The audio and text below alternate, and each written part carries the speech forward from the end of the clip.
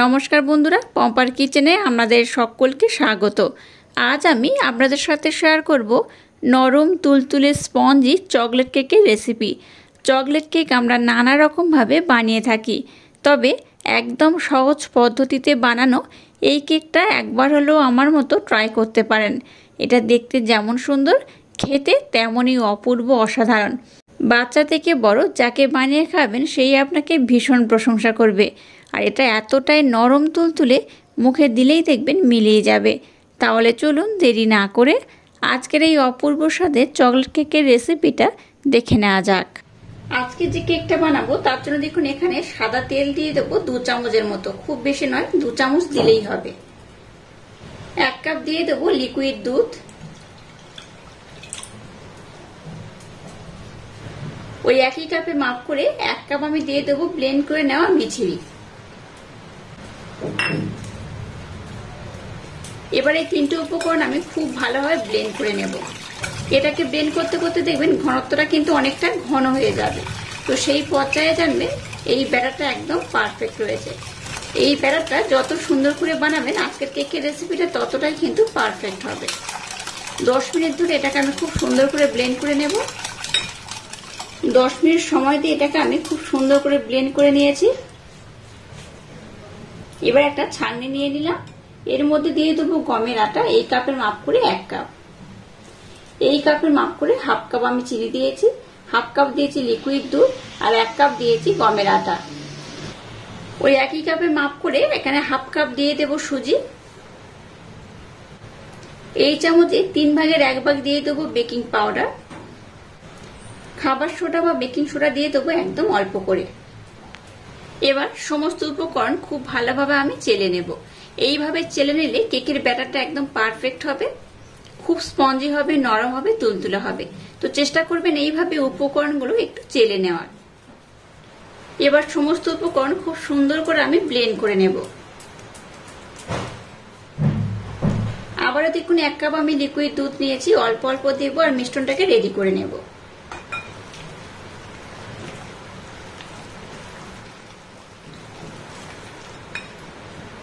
এখানে মোট 2 কাপ আমি দুধ ব্যবহার করে নিলাম।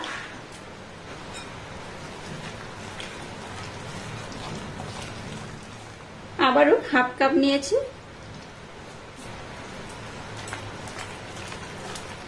দেখুন আবারও 1/2 কাপ আমি দুধ দিয়ে দিলাম, মোট 2.5 কাপ দুধ এখানে ব্যবহার করলাম।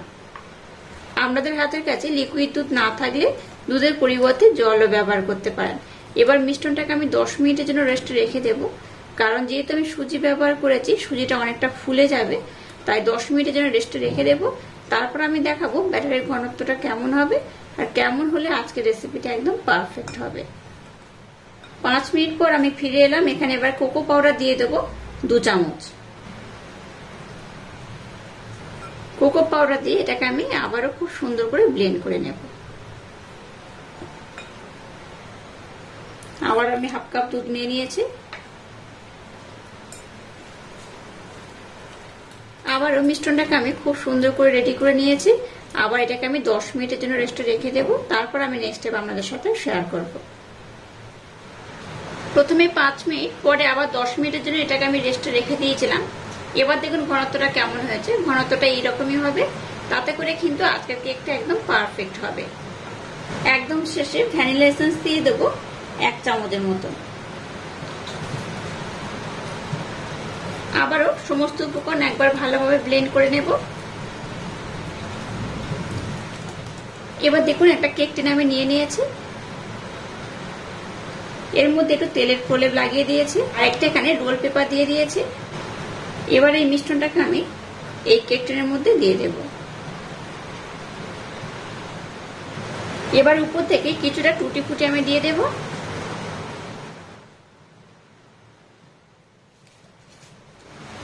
এবার গ্যাসটাকে জ্বেলে দিয়ে একটা কড়া বসিয়ে দিয়েছি।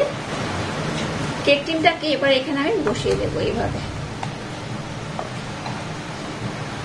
প্রথমে গ্যাসের ফ্লেমটাকে 5 মিনিটের জন্য হাই দেবো, তারপর লো করে ঢাকা দিয়ে খুব সুন্দর করে এটাকে আমি বানিয়ে নেব।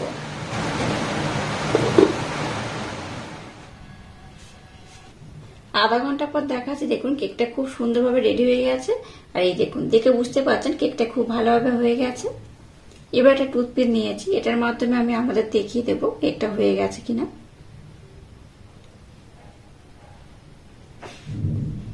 দেখুন টুথপিনের গায়ে কিছু লেগে নেই, তার মানে কিন্তু এটা খুব ভালোভাবে হয়ে গেছে। এবার কেকটাকে আমি ঠান্ডা করে নেব, তারপর আমি আপনাদের দেখাবো কেকটা কত সুন্দর হয়েছে। কেকটাকে দেখুন আমি কিন্তু ভালোভাবে ঠান্ডা করে নিয়েছি। তো এবার আমি আপনাদের দেখাবো কেকটা কত সুন্দর হয়েছে, কতটা স্পঞ্জি হয়েছে, কতটা অপূর্ব হয়েছে। এবার একটা ছুরি নিয়েছি, ছুরির মাধ্যমে এটাকে আমি এইভাবে ডিমোল্ড করে নেব। এবার একটা প্লেট নিয়েছি, প্লেটের মধ্যে এটাকে আমি ডিমোল্ড করে নেব। এইভাবে ট্যাপ করবেন, অটোমেটিক এটা ছেড়ে উঠে আসবে। দেখুন কত সুন্দর হয়েছে। আর পিছনে যে কাগজটা দিয়েছিলাম, কাগজটাকে এবার আমি উঠিয়ে নেব।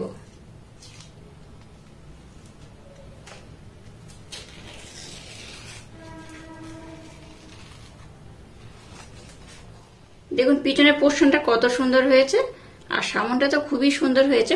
কত কম দিয়েছিলাম আর কতটা ফুলে গেছে দেখে বুঝতেই পারছেন। এবার আমি এটাকে কেটে নেব। এটাকে কেটে আমি আপনাদের দেখাবো এই কেকটা কত সুন্দর হয়েছে, কতটা স্পঞ্জি হয়েছে। একবার না বানিয়ে খেলে আপনারা বিশ্বাসই করতে পারবেন না। এইভাবে আমি প্রথমে 3 টুকরো করে নেব।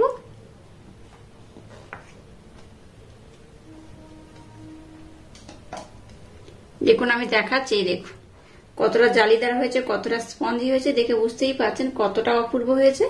একবার হলো এইভাবে ট্রাই করবেন, বাচ্চা থেকে বড় সবাই ভীষণ পছন্দ করবে, খুব মজা করে খাবে। দেখুন কেকগুলোকে একটা অন্য পাত্রের মধ্যে আমি সাজিয়ে নিয়েছি, আর কত সুন্দর দেখতে হয়েছে। দেখুন এটা দেখতে যেমন সুন্দর, খেতে তেমনই অপূর্ব, অসাধারণ। এইভাবে একবার বানিয়ে খেলে আপনাদের বারবার বানাতে ইচ্ছা করবে। বাচ্চা থেকে বড় এইভাবে যদি চকলেট কেক একবার বানিয়ে দেন, দেখবেন বাচ্চারা ভীষণ মজা করবে, আর একবার খেলে বলবে বারবার বানিয়ে দেওয়ার জন্য। আর দেখুন কেকটা কতটা স্পঞ্জি হয়েছে, কতটা নরম হয়েছে, কতটা তুলতুলে হয়েছে, আর কতটা জালিদার হয়েছে। এই দেখুন। আর আজকের এই অপূর্ব স্বাদে কেকের রেসিপিটা যদি আপনাদের ভালো লাগে, তাহলে চ্যানেলটাকে লাইক, শেয়ার, কমেন্ট এবং সাবস্ক্রাইব করবেন, আর পাশে থাকা বেল আইকনটা প্রেস করে দেবেন। তাহলে টাটা, আবার দেখা হচ্ছে নতুন কোনো রেসিপি নিয়ে।